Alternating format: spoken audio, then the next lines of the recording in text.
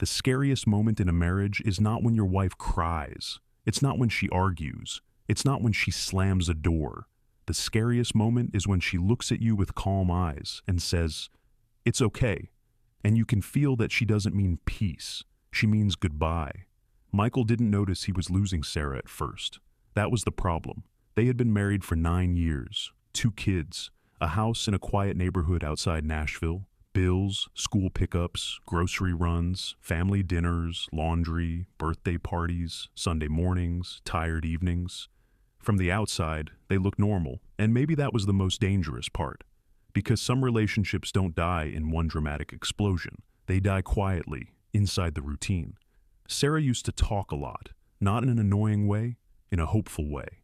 She would tell Michael about her day, about the kids, about something funny that happened at work, about how she felt lonely sometimes, even though they lived in the same house. At first, Michael would listen. Then slowly, without realizing it, he started treating her emotions like background noise. He would nod while looking at his phone. He would say, "Can we talk about this later?" He would say, "You're overthinking it."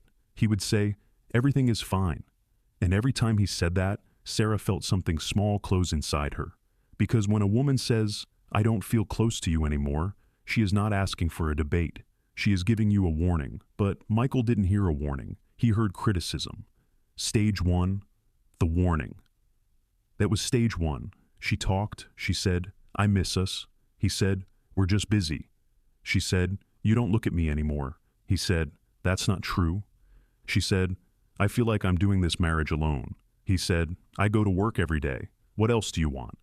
And that sentence stayed with her, because he thought love was provision. She needed presence. That's where many men lose women emotionally, not because they don't care, because they think being responsible is the same as being connected. But a paycheck doesn't hold someone at night. A mortgage payment doesn't make someone feel desired. Coming home is not the same as showing up. Stage 2. The noise. Sarah kept trying. For months, maybe years, she kept trying. Then stage 2 began. She got louder. This is the stage men often misunderstand the most. Michael thought Sarah was becoming dramatic. He thought she was picking fights. He thought she was impossible to please. But she wasn't trying to destroy the relationship. She was trying to be heard before she gave up. She cried in the kitchen one night because he forgot their anniversary dinner. Michael said, "It was just dinner." Sarah stared at him and said, "No, it was the one night I wanted to feel chosen." He rolled his eyes, not dramatically, just enough. And sometimes one small gesture can do more damage than a whole argument, because it tells the other person, "Your pain is inconvenient to me." After that, their fights became louder. Same words, same cycle. She would bring up distance. He would defend himself. She would cry. He would shut down. She would push harder. He would call her emotional. Then they would sleep on opposite sides of the bed, both pretending the silence was rest. But silence after a fight is not peace. Sometimes it is just 2 people bleeding quietly in the same room. Michael told his brother, "She's always mad now." His brother laughed and said, "That's marriage, man." But it wasn't marriage. It was a warning siren. And Michael kept hitting snooze. Stage 3, the silence. Then one day, Sarah stopped yelling. Stage 3. She went quiet, and Michael, like many men, felt relieved. He thought finally she calmed down. No more long talks, no more emotional conversations, no more tears in the kitchen, no more "we need to talk." The house became easier, calmer, more comfortable, but only for him, because Sarah had not found peace. She had stopped believing he could hear her. That is a completely different thing. A woman's silence can mean many things, but when it comes after months of trying, after tears, after arguments, after begging for emotional closeness, that silence is not maturity. It is emotional withdrawal. Michael didn't notice the change at first, because Sarah still did everything. She still packed the kids' lunches, still paid bills, still smiled at neighbors, still answered his mother's texts, still made dinner, still asked if he needed anything from the store. But something was gone. She stopped telling him little details. She stopped sending random texts. She stopped waiting for him to look up from his phone. She stopped asking if he wanted to watch something together. She stopped reaching for his hand in the car. And because the home still functioned, Michael thought the marriage was fine. That is the trap. Men often measure a relationship by whether she is still there. Women often leave emotionally long before they leave physically. And by the time a man notices the empty space, she has been living inside it for months. Stage 4. Detachment. Then came stage 4. Detachment. This was the stage that looked the most normal from the outside. Sarah became polite. Too polite. She said okay more often. She smiled without warmth. She stopped reacting when Michael canceled plans. She stopped asking where he was. She stopped getting jealous. She stopped being angry. And Michael actually liked it for a while. He told himself, maybe we're finally in a good place. But they weren't in a good place. She had simply stopped investing emotional energy into a place where nothing came back. One Friday night, Michael came home late without calling. Before, Sarah would have been upset. She would have asked why. She would have said, a text takes 5 seconds. She would have tried to explain why it made her feel unimportant. But this time, she just looked up from the couch and said, there's food in the fridge. That was it. No anger, no questions, no expression. Michael felt something strange in his chest. For the first time, he missed the fight, because anger still meant she cared enough to try. This new version of her was calm in a way that felt unreachable. A few days later, he noticed she had stopped wearing her wedding ring around the house. He asked, why aren't you wearing it? Sarah looked at her hand like she had forgotten. Oh, I took it off while cleaning. That was all she said. No explanation, no panic, no attempt to reassure him. And that scared him. Because when someone still wants the relationship, they usually rush to protect your feelings. When they're almost gone, they stop managing your fear. Michael started trying after that. But his trying came with desperation, not understanding. He bought flowers. Sarah said thank you. He planned a date night. She went, but her eyes were somewhere else. He said, I love you. She said, I know. Not, I love you too. Just, I know. That sentence hit him harder than any fight ever had, because it showed him the truth. Love was no longer the question. Trust was, connection was, safety was, respect was.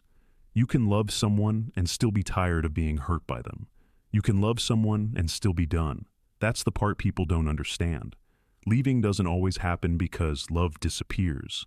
Sometimes leaving happens because the person finally chooses peace over potential. Stage 5, goodbye. Then stage 5 came. She left. Not with screaming, not with revenge, not with another man waiting outside, not with some dramatic movie scene. She left quietly on a Sunday morning while the kids were at her sister's house. Michael walked into the bedroom and saw a suitcase open on the bed. For a second, he laughed nervously. What is this? Sarah folded a sweater and placed it inside. I'm going to stay with my sister for a while. Michael froze. Why?